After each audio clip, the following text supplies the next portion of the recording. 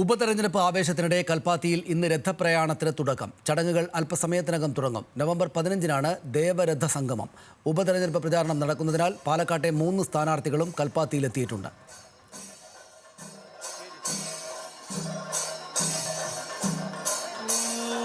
കൂടുതൽ വിവരങ്ങളുമായി കൽപ്പാത്തിയിൽ നിന്ന് അവിടെ നിന്ന് പ്രസാദ് ഉടുമ്പശ്ശേരി നമ്മോടൊപ്പം ചേരുന്നു. പ്രസാദ്, ഇത് ഇത്തവണത്തെ രഥ ഉത്സവത്തിന് ആ തരത്തിൽ വലിയ പ്രാധാന്യമാണല്ലോ ഉള്ളത്.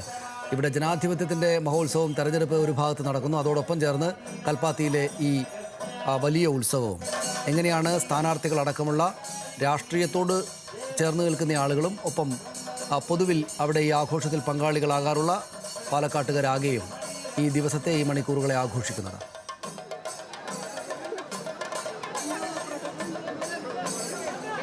സനീഷ്, കൽപ്പാത്തി വലിയ ആവേശത്തിലാണ്. ഇപ്പോൾ സ്ഥാനാർത്ഥികളെല്ലാം തന്നെ രഥോത്സവത്തിൽ ചടങ്ങിൽ പങ്കെടുക്കുന്നതിന് വേണ്ടി ഇവിടെ എത്തിയിട്ടുണ്ട്. പ്രധാനമായും UDF സ്ഥാനാർത്ഥി രാഹുൽ മാങ്കൂട്ടത്തിൽ, അതോടൊപ്പം തന്നെ NDA സ്ഥാനാർത്ഥി C കൃഷ്ണകുമാർ എല്ലാവരും ഇവിടെ എത്തിയിട്ടുണ്ട്. സ്ഥാനാർത്ഥികൾ നേരിൽ കണ്ട് വോട്ടഭ്യർത്ഥിക്കുന്നതിനും അതോടൊപ്പം തന്നെ ഈ ചടങ്ങിൽ പങ്കെടുക്കുന്നതിനുമായാണ് എത്തിയിട്ടുള്ളത്. രാഹുൽ, ഇപ്പം ആദ്യമായിട്ടാണ് രഥോത്സവത്തിൽ പങ്കെടുക്കുന്നത്. ഇതിൻ്റെ ഒരു അനുഭവം എന്താ? ഇപ്പോൾ ശ്രീകണ്ഠേട്ടനൊക്കെ അറിയാം, ഒരുപാട് കാലമായിട്ട് പങ്കെടുക്കുന്നതാണ്. ഞാൻ പൊതുവേ ഉത്സവങ്ങളുടെ ഒരാളാണ്. ഉത്സവങ്ങളൊക്കെ ദൂരെ ഉണ്ടെങ്കിൽ തന്നെ പോയി കാണുന്ന ഒരാളാണ്. അപ്പോൾ ഈ രഥോത്സവം ഒരു പ്രത്യേക അനുഭവമാണ്. അതിപ്പം ഇവിടെ നിങ്ങൾ നോക്കിയാൽ കാണാം, പാലക്കാടുകാർ മാത്രമല്ല, അല്ലെങ്കിൽ കൽപ്പാത്തിക്കാർ മാത്രമല്ല, ഇന്ത്യയിലെ തന്നെ വിവിധ സംസ്ഥാനങ്ങളിൽ നിന്ന് വന്നവർ തൊട്ടിവിടെ ഇത് കാണാനായിട്ട് വന്നിരിക്കുകയാണ്. അപ്പോൾ അതൊരു കേരളത്തിൻ്റെയും ഇന്ത്യയുടെയും ഒക്കെ ഒരു പ്രധാനപ്പെട്ട സാംസ്കാരിക തനിമയുടെ ഭാഗമാണ് രഥോത്സവം. ഭയങ്കര സന്തോഷമാണ്. അതുകൊണ്ടാണല്ലോ നമ്മൾ തെരഞ്ഞെടുപ്പിൻ്റെ തീയതി മാറ്റണം എന്ന് പറഞ്ഞത്. കാരണം ആളുകൾക്ക് ഈ സന്തോഷത്തിൻ്റെ ഭാഗമാകണ്ടേ. ഈ സന്തോഷത്തിൻ്റെ ഭാഗമാകേണ്ട സമയത്ത് തെരഞ്ഞെടുപ്പ് വെച്ച ആളുകൾക്ക് എന്തൊരു മാനസിക സമ്മർദ്ദമായിരിക്കും. ഇതും വേണം, അതും വേണം. ഇപ്പോൾ വളരെ കംഫർട്ടബിൾ ആയില്ലേ? അതല്ലെങ്കിൽ നിങ്ങളൊന്ന് ആലോചിച്ചു നോക്കി, ഈ ദിവസം തെരഞ്ഞെടുപ്പ് നടക്കുമ്പോൾ ഇവിടെയുള്ള ആളുകൾക്ക് അയ്യോ വോട്ടെടുപ്പിൽ പങ്കെടുത്തില്ല, ഓടിപ്പോയി ചെയ്യണമല്ലോ എന്നുള്ളത്. അതെന്താണ് ഇനിയെങ്കിലും ഈ സർക്കാരുകളും മിഷണറികളും ഇലക്ഷൻ കമ്മീഷനും ഇത്തരം കാര്യങ്ങൾ ചെയ്യുമ്പോൾ ജനങ്ങളെ പരിഗണിക്കണം. ജനങ്ങളെ വെല്ലുവിളിക്കുന്നവരല്ലേ, ജനങ്ങളെ പരിഗണിച്ചിട്ട് വേണം. തെരഞ്ഞെടുപ്പ് കാലത്ത് പിന്നെ ആദ്യമായിട്ടാണോ ഇങ്ങനൊരു? തെരഞ്ഞെടുപ്പ് കാലത്ത് എൻ്റെ അനുഭവത്തിൽ ആദ്യമായിട്ടാണ് അതിൻ്റെ ഭാഗ്യം കിട്ടിയത് രാഹുലിനാണ്. എന്താ കാരണം? 10,000-കണക്കിന് ആളുകളെ ഒരുമിച്ച് കാണാൻ കഴിഞ്ഞു. ഞാൻ ആഗ്രഹിച്ചു ഇത് കണ്ടപ്പോൾ, എൻ്റെ ഇലക്ഷൻ സമയത്തൊക്കെ രഥോത്സവം നടക്കുകയാണെങ്കിൽ എത്ര ഈസിയായി എല്ലാവരും കാണാൻ കിട്ടുന്ന ഒരു അവസരമാണ്. എന്തായാലും കൽപ്പാത്തി രഥോത്സവം എല്ലാവരും പങ്കെടുക്കുന്ന ഒരു ഉത്സവമാണ്. ഇതിൽ ജാതി മത വ്യത്യാസമില്ല.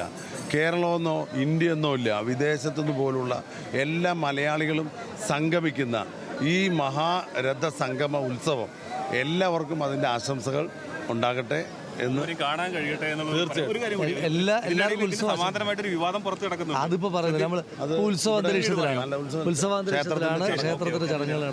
രാജ്ഭവനിൽ കൂടി ചേരുന്നത് ആദ്യമായിട്ടാണോ വരുന്നത്, അതോ മുമ്പ് വന്നിട്ടുണ്ടോ?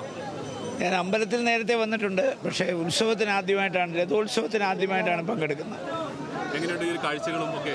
ഇതൊരു ഭയങ്കര കാഴ്ചയല്ലേ. നമ്മൾ ചരിത്രം വായിച്ചിട്ടപ്പോൾ 12 വർഷത്തൊരിക്കൽ സാമൂതിരിയുടെ വാഴ്ചക്കാലത്ത് ഭാരതപ്പുഴയുടെ തീരത്ത്, നിള നദിയുടെ തീരത്ത് മാമാങ്കം നടത്താറുണ്ട്. അതുപോലെ അതിനെ അനുസ്മരിപ്പിക്കുന്ന ഒരു മാമാങ്കമാണ് ഇവിടെ ഇപ്പോൾ രഥോത്സവം എന്ന് പറയുന്നത്. അതുപോലെ തന്നെ ഉത്തർപ്രദേശിലെ ത്രിവേണി സംഗമത്തിൽ അവിടെ നടക്കുന്ന കുംഭമേളയുണ്ട്, ലക്ഷക്കണക്കിന് ആളുകൾ പങ്കെടുക്കുന്നു. അതുപോലെ ജനസാന്നിധ്യം കൊണ്ട് ശ്രദ്ധേയമായ ഒരു ഉത്സവമാണ് ഈ രഥോത്സവം. ഇത് ഭക്തി നിർഭരമായ ഒരു അന്തരീക്ഷത്തിലാണ് നടക്കുന്നത്.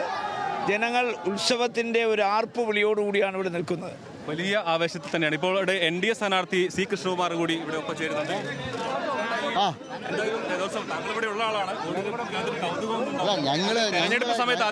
ഞങ്ങളെല്ലാവരും എല്ലാ രഥോത്സവത്തിനും ഇവിടെയുള്ള ആളുകളാണ്. ഞങ്ങൾക്ക് രഥോത്സവം ആദ്യമായിട്ടല്ല. എല്ലാ രഥോത്സവത്തിനും ഞങ്ങൾ മുഴുവൻ BJPയുടെ കൗൺസിലർമാർ, ഇവിടെ ഞങ്ങളുടെ പ്രവർത്തകർ, എല്ലാ കാലാകാലങ്ങളായിട്ട് ഞങ്ങൾ രഥോത്സവത്തിൻ്റെ എല്ലാ ദിവസങ്ങളിലും ഇവിടെ ഉണ്ടാകുന്ന ആളുകളാണ്.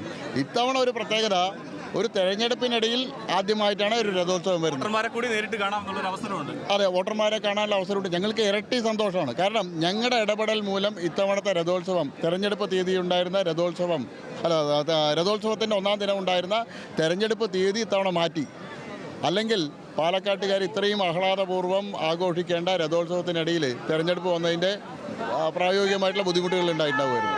BJPയുടെ സംസ്ഥാന പ്രസിഡന്റ് കൂടി ചേരുന്നുണ്ട്. ഇപ്പം ഈ രഥോത്സവം മാറ്റിവെച്ച്, അല്ലെങ്കിൽ തെരഞ്ഞെടുപ്പ് മാറ്റിവെച്ചതിന്റെ ഒരു പ്രാധാന്യം ഈ ഒരു ആൾക്കൂട്ടം കാണുമ്പോൾ മനസ്സിലാവുന്നു. തെരഞ്ഞെടുപ്പ് മാറ്റിവെക്കേണ്ടെന്നാണ് കലക്ടർ പറഞ്ഞത്.